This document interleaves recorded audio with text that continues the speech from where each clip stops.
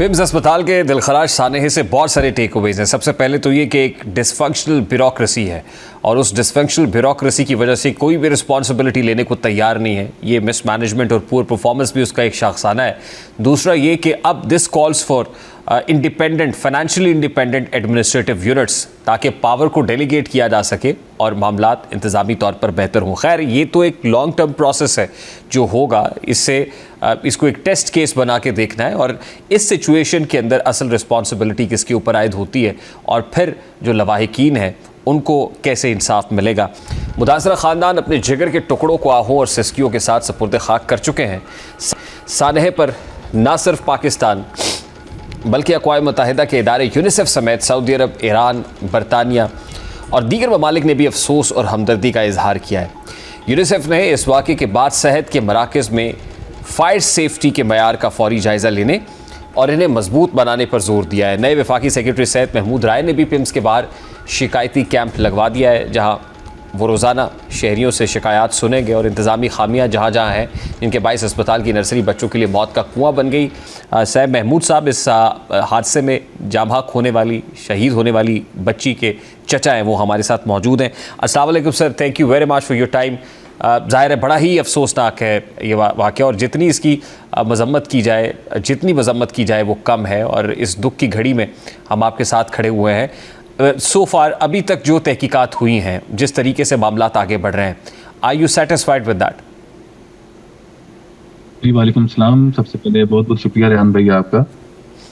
जी बहुत बड़ा सानिया जिस पे गुजरती है वो इस चीज़ को समझ सकता है। बस अल्फाज भी हैं मेरे पास कि मैं वो बयान कर सकूं। जो कल का मंजर था वहाँ पर छोटे छोटे बच्चों को ऐसे बिल्कुल मैं कहना नहीं चाहता कि जिस पोजीशन में थे वो उस टाइम उनको उठा के लेके आना वो कैसा था। बाकी जहाँ तक आप बात कर रहे हैं इनकी इन्वेस्टिगेशन की, वो इन्होंने जो स्टार्ट की है वो थोड़ा सा मुझे कंफ्यूज, बल्कि मुझे थोड़ा सा क्या बहुत ज़्यादा कर रही है। उसकी वजह ये है कि जैसे इन्होंने फरमाया इंतज़ामिया ने कि वहाँ पर हमारा अमला मौजूद था नर्सरी के बीच में, तो शायद मौजूद हो लेकिन हमारी आंखों के सामने से तो नहीं गुजरा क्योंकि हम वहाँ पर मौजूद थे। हमारी आंखों के सामने से तो ऐसा कुछ भी नहीं हुआ कि कोई हमें अमले का बंदा वहाँ पे उस वक्त के बीच में से निकलता हुआ नजर आए। ये एक अंडरस्टूड सी बात है कि जब कह रहे हैं कि ब्लास्ट हुआ तो एक SOP होती है कि एक वार्ड के बीच में नर्सरी है, नर्सरी के बीच में एक ड्यूटी रोस्टर होगा, उसमें कितने बंदे वहाँ पर ड्यूटी पे मौजूद थे वो एक मुकम्मल रिकॉर्ड होगा और उस रिकॉर्ड के मुताबिक वो तो आप बेहतर जानते हैं या इंतज़ामिया वहाँ की बता सकती है, लेकिन जितने बच्चे थे 7-8 बंदे तो होने चाहिए थे वहाँ पे ड्यूटी पे, लेकिन उनमें से कभी किसी का भी नहीं सुना कि किसी को कोई खराश भी आई है, किसी का एक बाल भी जला है। सब जो है वो सही सलामत ही कहीं पे मतलब महफूज हैं, अल्हम्दुलिल्लाह, चलो वो महफूज हैं। उनमें से कभी किसी को भी खराश नहीं आई है। जो वहाँ पे नुकसान हुआ है वो सिर्फ नौमौलूद बच्चों का ही हुआ है। तो लगता तो यही है कि वहाँ पर मौजूद कोई नहीं था क्योंकि वहाँ पे नजर भी हमें किसी को भी नहीं आया। और इससे तो जाहिर होता है ये कोई इंतज़ामी गफलत नहीं है बल्कि मुजरिमाना गफलत है और ये बड़ा ब्रूटल एक्ट है इंतज़ामिया की तरफ से। अब इस इंसिडेंट के होने के बाद से अब तक जो कुछ हुआ है, जो मअतलियाँ या बरतरफियाँ हुई हैं, ज़ाहिर है ये तो एक फायर फाइटिंग है जो की जा रही है। अभी जिस तरीके से इंक्वायरी आगे बढ़ रही है, कमेटी कॉन्स्टिट्यूट की गई है, जो लवाहिकीन है उनका इस पे क्या मुतालबा है फौरी तौर पर?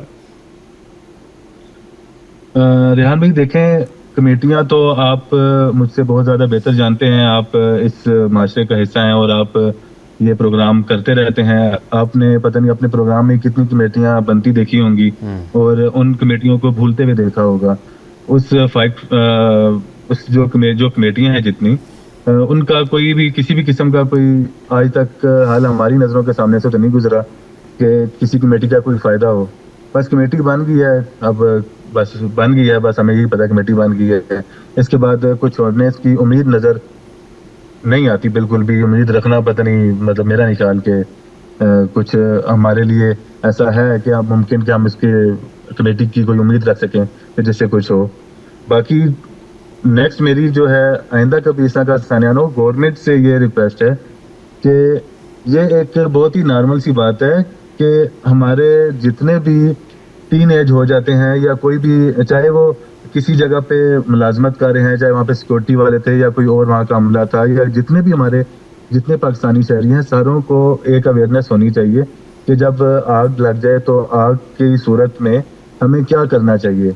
हमें शोर मचा के बंदों को इकट्ठा करना है, उसके बाद जो जिंदा बंदे हैं वहाँ पे उनको सबसे पहले बाहर निकालना है, या जो भी एक SOP होती है फायर फाइटिंग वाली, वो सबको एक क्योंकि देखें, अगर वो जो फायर ब्रिगेड है वो 10 से 12 मिनट में पहुंची है या 6 मिनट जैसे वो कहते हैं, वो एक अलग बात है। वो जितनी भी देर में पहुंची है, वो उसने ड्राइव करके जितना उनका दूर दफ्तर था वहां से उन्होंने आना, उतना टाइम तो उनको लगना था, लेकिन उससे पहले बहुत कुछ किया जा सकता है। जब ये सब हमारे शहरियों को इस चीज की अवेयरनेस होनी चाहिए, ये सबको एक ड्रिल करानी चाहिए। ठीक है, तो जितने वो भी सारे हमारे लूप होल्स हैं शहरी जो आपने वहाँ पे ऑब्जर्व किए और आप ये समझते हैं कि फ्यूचर के लिए बड़ा इंपॉर्टेंट है, ये तो बहुत अच्छी बात है। लेकिन आप समेत जो मुतासरा फैमिलीज़ हैं वो क्या समझती हैं कि इंसाफ के तकाजे कैसे पूरे होंगे और इस केस में इन पर्टिकुलर जस्टिस कैसे मिलेगा? देखें, जो नुकसान हुआ है वो तो पूरा होने वाला नहीं है। ट्रू। अभी जो दीदी वो मतलब वो मेरे भाई के घर पहली उनकी औलाद थी, और वो अल्लाह ने मतलब एक दिन बाद ही किसी मुजरमाना गफलत की वजह से वहाँ पे अल्लाह पाक के हजूर पे दोबारा पेश हो गई।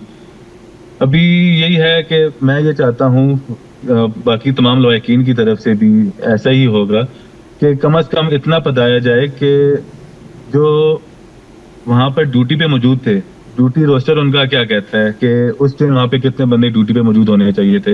या आप रेहान भाई बहुत अच्छी तरह जानते होंगे कि जहाँ नीकू होता है, जो नर्सरी है, नर्सरी में कम से कम भी 2-3 डॉक्टर्स, साथ 2-3 पैरामेडिकल स्टाफ और आया वगैरह कुछ ऐसे स्टाफ मिला के कोई, ये अगर वहाँ पे 30 बेड का एक ये नर्सरी थी, तो इसमें कम से कम भी 8 से 10 एक बंदे होने चाहिए थे। तो वो ड्यूटी रोस्टर के मुताबिक वो ये CCTV कैमराज हैं, वो हमें देख के बताएं कि वहाँ पे मौजूद थे या नहीं थे। अगर मौजूद नहीं थे तो फिर उनके साथ कानूनी और तादीबी कार्रवाई की जाए, ताकि हमें कोई थोड़ा सा कोई एक सुकून मिल सके कि इन लोगों की वजह से हमारे साथ ये हुआ। बाकी जो नुकसान हुआ है वो तो पूरा किसी भी तौर पे नहीं हो सकता। नो डाउट, ज़ाहिर है वो नाकाबिल तलाफ़ी नुकसान है, इर्रेपरेबल है, और अल्लाह ताला लवाहिकीन को सब्र अता करे। बहुत बहुत शुक्रिया साहिब महमूद साहब आपके वक्त के लिए। साहिब महमूद साहब हमारे साथ थे, उनकी भतीजी इस दिल खराश, इस वो वाक़या जो मुजरमाना गफलत की वजह से हुआ उसमें जान की बाजी हार गई। अब देखना है कि इस मामले को टेस्ट केस बनाया जाता है और टेस्ट केस बना के क्या लोगों को निशान इबरत बनाया जाता है कि फ्यूचर में इस तरह का कोई इंसिडेंट रूनमा ना हो, या फिर इसी तरीके से 4 दिन का फिर अफसोस मलने के बाद, इंक्वायरी कमेटीज़ तश्कील देने के बाद ये सारे का सारा मामला फ़ाइलों में दब जाता है।